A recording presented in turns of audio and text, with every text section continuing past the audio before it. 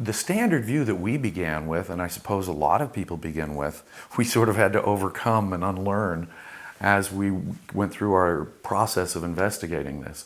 People don't realize that there was a variety of thought among Jewish leaders at the time.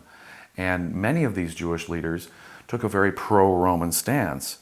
And we were astonished to find how many important Jewish leaders and thinkers at the time were closely associated with the Flavians. The Emperor Titus, for example, it is said was affianced to a Jewish princess, Berenice, who came from both Herodian and Hasmonean background.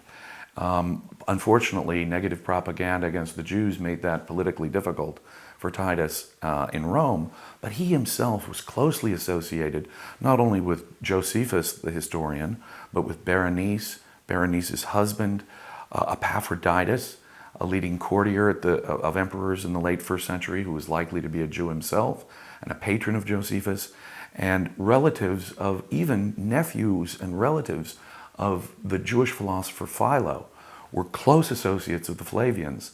And so there was a cadre, a group of well-educated, wealthy Romans who surrounded and populated the court of the Flavians. And the New Testament wasn't simply a Roman thing. It was designed in part by Jews who were trying to find a way to be both good Romans and simultaneously good Jews. The idea that so many were standing shoulder to shoulder with Titus at the sacking of the temple in Jerusalem. Amazingly, the nephew of Philo was one of the generals of Titus.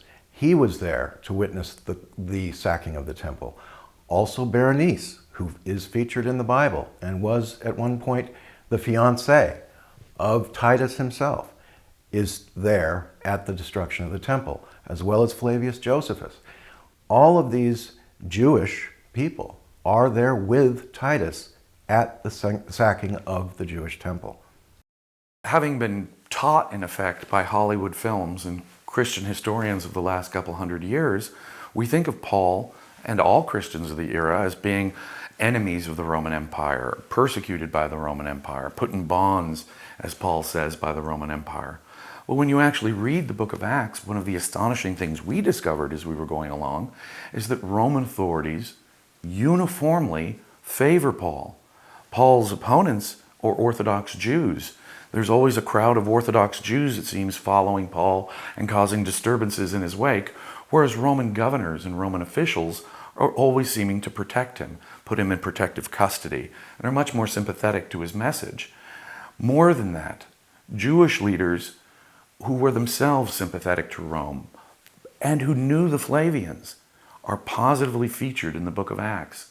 Berenice, her brother Herod Agrippa II, are both positively featured in the book of Acts as helping Paul in the course of his mission. The Roman governors that he appears in front of, one of them, a man by the name of Felix, who was governor of Judea, was himself a brother to a top courtier of Roman emperors, and he was a brother-in-law of Berenice. Berenice herself was related by marriage to the Jewish philosopher Philo, whom we've mentioned.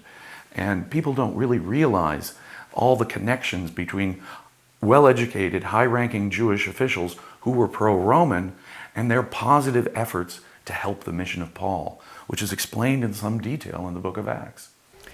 Herod Agrippa and Berenice would actually attend the triumph of Titus when he returned after successfully conquering Judea. And they attended Paul's trial and were quite favorable to Paul and were instrumental in letting him actually go to Caesar instead of being tried in Judea. We discovered one of the most remarkable passages in Acts, which has been translated, mistranslated, and retranslated, in which Herod Agrippa, a Herodian, pro-Roman client king, states about Paul that he's in effect being converted to Christianity by Paul. Quite a remarkable statement. Now, of course, the Jews in the court of the Flavians would have every reason to believe in the New Testament. It gave them full license to be loyal to the Emperor of Rome, while at the same time be good practicing Jews. So the New Testament actually relieves them of their Mosaic duties, and allows them to be in the court of the Emperor of Rome with no problem whatsoever. And of course, they would have believed that the Jewish Messiah was indeed Titus and Vespasian.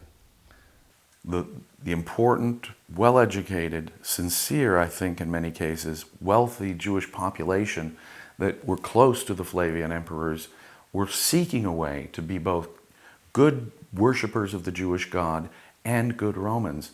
In other words, they were seeking a way to render unto Caesar, who was a personal friend of theirs, and still render unto God, just as Jesus explains in the Gospels.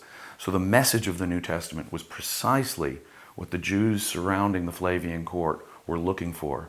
And as a matter of propaganda, it would have been an obligation to them, and even perhaps a sincere belief of theirs, that these Flavian emperors were in fact the Jewish messiahs coming to world rule after conquest. One of the astonishing things that we discovered as we went through this is that the Flavians themselves were important figures in both the courts of the previous emperors Claudius and Nero, under whom these Jewish disturbances and later the Jewish war started. So the Flavians themselves would have been, of course, familiar with the Jews who were already there, such as Bernice and Herod Agrippa II, as well as all the key figures from the court of Nero when Paul began his own mission.